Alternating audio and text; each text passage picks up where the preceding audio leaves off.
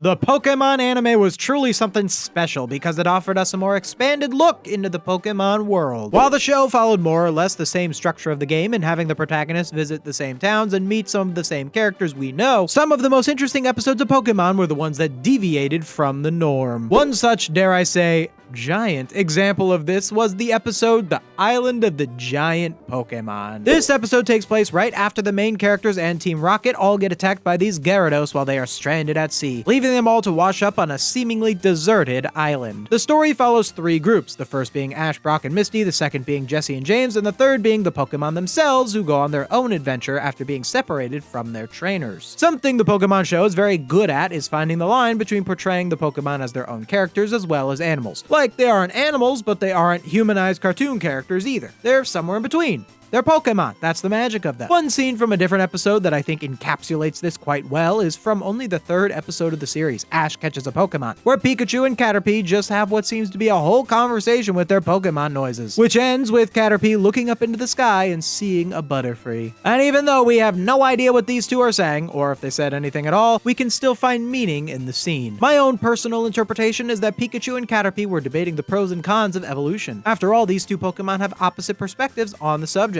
Caterpie being a Pokemon who wants to evolve quite quickly, and Pikachu being a Pokemon who refuses to evolve ever. In a way, you could say that they were debating the nature of change itself. Think I'm being too philosophical about a cute little Pokemon scene? A little bit, but that's what this channel is all about. Make sure to subscribe. Unlike the Pikachu and Caterpie conversation, Island of the Giant Pokemon takes a different approach to the communication between the stranded Pokemon, going so far as to just give them subtitles. The Pokemon we see given voices are Pikachu, Bulbasaur, Charmander, Squirtle, Koffing, and Ekans. And Meowth is there too, but he always talks, so it's not anything special. So at the beginning of these Pokemon's journey, they spot a Slowpoke on the beach, but the Slowpoke is, well, Slowpoke, so he's not much help. I'll come back to Slowpoke in a bit because I want to examine his role in the story, and his role is, shall we say, not easy to examine. So then the Pokemon venture into the forest to find their owners. It's in this scene that we can see some of the unique personalities of these four Pokemon. Pikachu acts as this sort of leader type, and in a way almost embodies Ash himself. Squirtle is kind of a jokester, rude jerk type who jests about Ash and his friends being eaten by wild Pokemon, which is pretty in line with his pre-established personality as the leader of the Squirtle Squad. Bulbasaur is the cynical one of the group, even going so far as to suggest that Ash might have abandoned them. This is consistent with Bulbasaur's untrustworthy personality towards humans as established in his debut episode. Then there's Charmander. Now, of all the three elemental starters, I think Charmander, or more specifically Charizard as he would evolve into, is the Pokemon with the most well-known personality trait,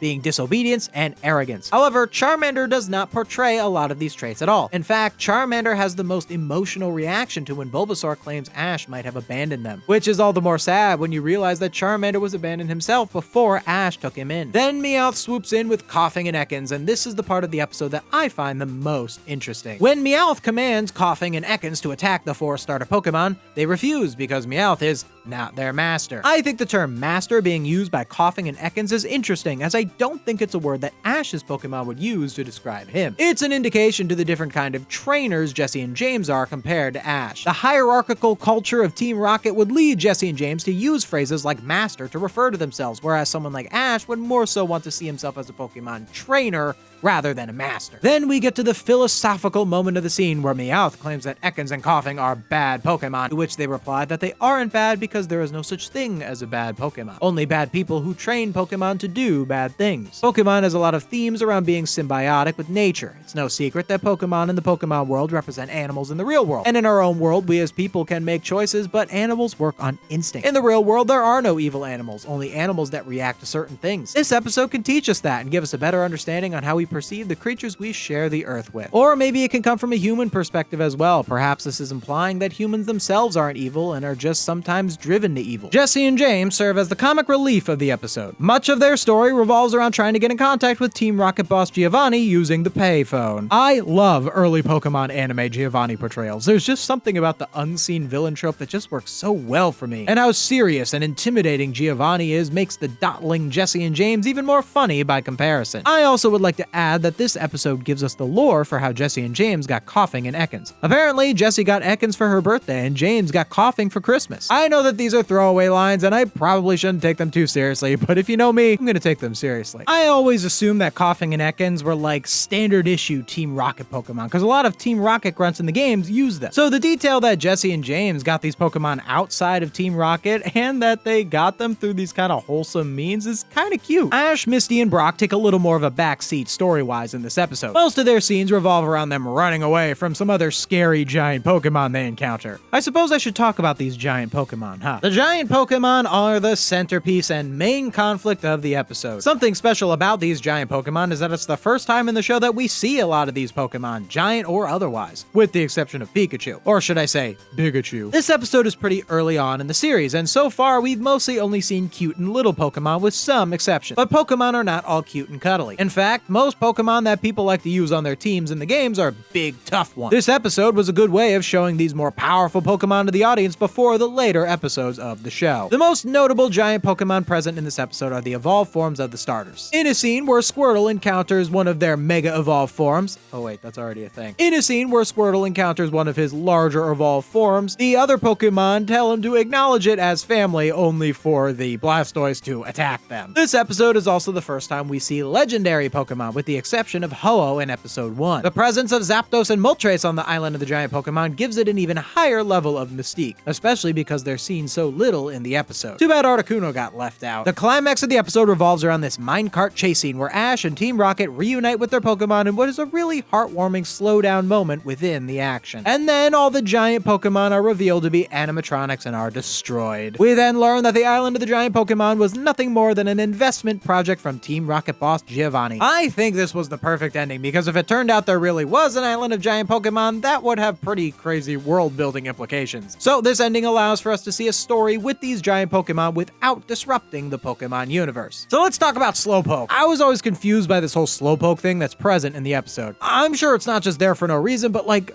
what does it mean? Why is there a Slowpoke? Let's go over Slowpoke's presence in the episode. Slowpoke is in 3 scenes. Its first scene on the beach, not being too helpful to the stranded Pokemon. Slowpoke then shows up again in the Pokemon dinner scene, and then once more in this little epilogue where Slowpoke evolves into Slowbro. I think there's something to do with Slowpoke evolving, since there's all these evolved Pokemon on the island. Maybe Slowpoke is supposed to be like a guardian angel or something, protecting the Pokemon and then being rewarded with evolution for its good deeds. Like how angels get their wings in It's a Wonderful Life. Although Slowpoke didn't really help them, so I don't think he really deserved a reward. I'm really kind of stumped on what Slowpoke is supposed to represent, and I'm usually really good at this stuff. Let me know in the comments what you guys think Slowpoke represents in this episode. We might be the first people to actually analyze this. I looked it up and I can't find any answers on it. I even googled, what does Slowpoke represent in Island of the Giant Pokemon, and got possibly the dumbest AI overview I've ever seen that claims Slowpoke has no symbolic meaning. And like, what a great example of why AI should never be used to create art. Of course, a computer with no soul thinks there's no intent behind a creative choice. It's not capable of intent. And it repeats itself like 4 times, saying, yeah, it means nothing to the narrative. Don't think about it. Don't think about anything, by the way. It's almost like it's begging you to have no critical thinking skills. And then the cherry on top, at the bottom, it says that in the episode, Slowpoke tails are used for cooking, highlighting their role as a food source on the island. What? They don't eat Slowpoke's tail? The concept of eating a Slowpoke's tail is introduced in Generation 2. This episode is Gen 1, and the whole thing about Slowpoke's tail getting cut off being a big deal is that if you do cut it off, it can't evolve into Slowbro, which this Slowpoke evolves into Slowbro at the end of the episode. My point is, I would rather read something written by a Slowpoke than AI. Island of the Giant Pokemon is an episode that combines all the best elements of the Pokemon anime. It has strong themes involving Pokemon and their relationships to humans. It adds a layer of mystique to its world building, and it has just the right amount of humor to balance out the action and philosophy. These elements are what make it one of my favorite Pokemon episodes of all time. Hey, you made it to the end. Thank you so much for watching. You know, I love all my audience equally, but for watching this video to the end, I love you a little more equally. And if you like what I do, I've got some great news. I've made other videos, not just about the Pokemon anime, but about the games too. So you should really check out either of these videos for your viewing pleasure. I'm sure you'll really enjoy them. But that's all for me. See you next time.